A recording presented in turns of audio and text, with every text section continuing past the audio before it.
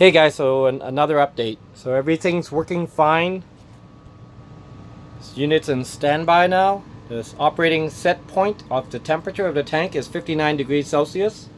It's full, it's on standby, as you can see that. Air pressure relief valve, everything's good. Cold water intake is open. It's sitting, when the flap is straight up, it's open.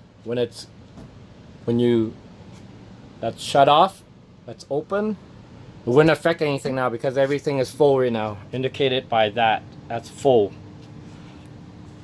Right now, your safety feature in place, when you have a ball valve of this size in your tank, this is professionally done. This is a 3/4 inch threaded hose line. So you saw in my previous videos that the hose now you're going to allow your tank to drain out by attaching your hose line.